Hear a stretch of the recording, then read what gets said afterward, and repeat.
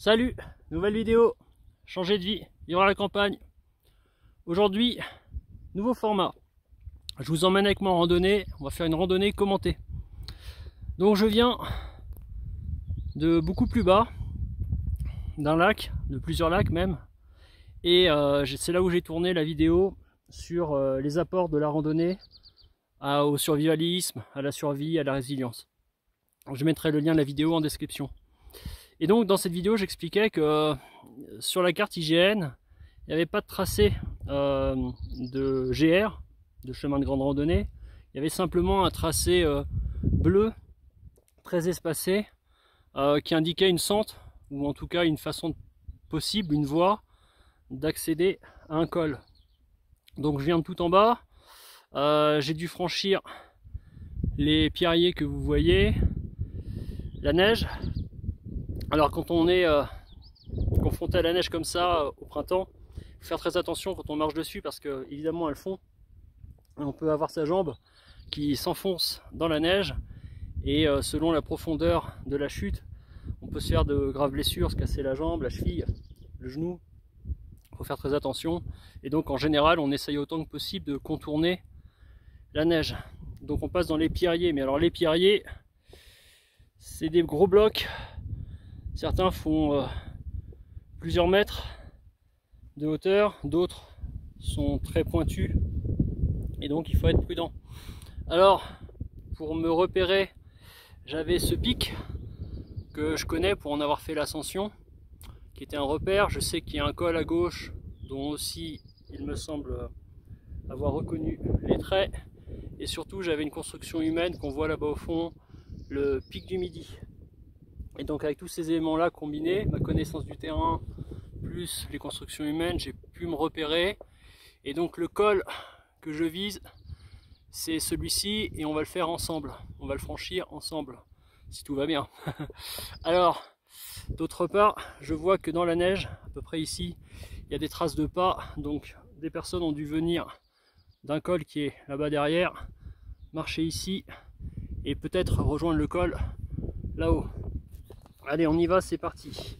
Alors, en termes de sécurité, bon, déjà, vous avez un cairn. Ça vous indique que de la vie humaine est passée par ici. Quand on voit une construction comme ça, on sait que ce n'est pas le hasard des éléments climatiques qui ont assemblé ces pierres l'une sur l'autre. Alors, évidemment, pour ce genre de dénivelé, j'ai toujours des chaussures de randonnée montante. J'ai un bâton, mais pour les besoins de la vidéo j'ai accroché mon bâton sur le sac à dos.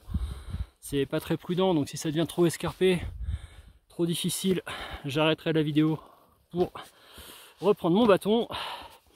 D'autre part, en termes de sécurité, comme vous le voyez, il y a un grand soleil, le ciel est bleu, la neige reflète énormément le soleil et donc porter des lunettes de soleil c'est indispensable. Évidemment, moi pour les besoins de la vidéo, bien voir ce que je filme et bien voir où je mets les pas, j'ai enlevé mes lunettes de soleil. Je les remettrai si ça devient trop inconfortable. Alors ce qu'il faut voir, c'est que sur ce genre de trajet, les lunettes de soleil, en tout cas pour ce qui me concerne, ça rend la détection du chemin ou de la sente plus difficile. Je vois mieux sans filtre, sans lunettes de soleil. Ce sont des verres qui ont plutôt un coloris marron, donc ils vont affecter la couleur de ce que je vois. Bon, l'ascension m'a l'air plutôt tranquille en fait. Il y a des herbes sur lesquelles prendre appui, de belles mottes. Le pierrier devient de plus en plus caillouteux et donc facile à gravir. Et donc oui, je disais, les lunettes de soleil, quand on a des verres marrons, ça permet de garder de la profondeur. C'est-à-dire que vous allez voir du relief. Alors qu'avec des verres noirs, vous allez avoir les couleurs qui vont être transmises fidèlement. Mais par contre, vous allez perdre tout ce qui est relief. Alors vous avez un intermédiaire qu'on voit souvent chez Ray-Ban. Ce sont des lunettes avec des verres plutôt vert foncé. Et donc là, vous avez un mix entre les verres marrons et les verres noirs. Alors, ça doit être par ici le chemin. Donc, lunettes de soleil, bâton pour la sécurité. Évidemment, j'ai une carte IGN. J'ai quand même une certaine expérience du terrain. J'ai prévenu avant de partir en écrivant les différentes étapes de mon périple, parce que je suis parti seul en montagne aujourd'hui. Et donc, il y a un papier sur lequel figure d'où je pars, où je compte aller, à quelle heure j'espère y être.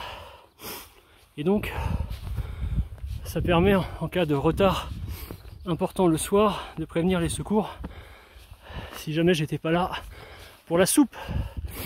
Alors, pour la tenue, donc j'ai des chaussures montantes, j'ai un t-shirt blanc. L'avantage du blanc en montagne, c'est que par rapport à la chaleur, vous allez moins la capter, la stocker sur vous. Et donc quand il commence à faire beau comme cela, ça vous aide. D'autre part, ce t-shirt, il a des empiècements filets sous les bras qui ventilent énormément. Donc ça aide beaucoup pour évacuer la transpiration. L'inconvénient, c'est que le blanc, c'est salissant. Ça se tâche facilement, même au lavage, même en prenant soin de son matériel.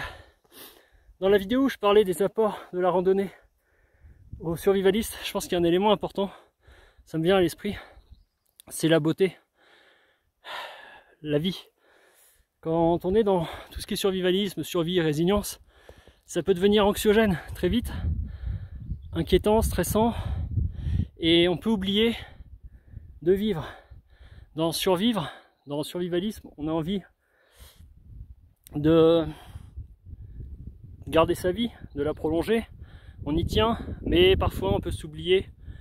On peut oublier de profiter des beautés de la nature, par exemple.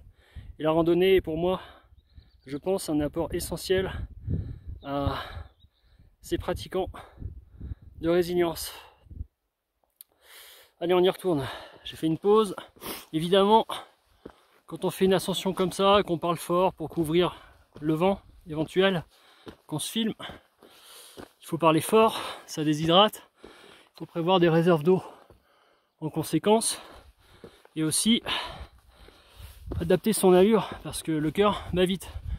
Même en ayant, comme c'est le cas, un bon entraînement à l'exercice. Bon, on va passer par là. Il y a des pierres.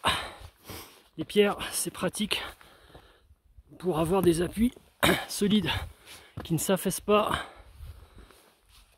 à la foulée. Alors que les herbes, ça peut s'avérer glissant. Bon, on arrive. J'ai jamais vu la vision de l'autre côté de ce col. J'y suis jamais allé. On va le découvrir ensemble. Allez, dernier effort. Il y a de la neige, c'est normal, on est à presque 2500 mètres, 2463 mètres pour être précis. Et donc, c'est enneigé encore au printemps. Waouh! Vous allez voir ça, c'est magnifique. Ouf, on y est.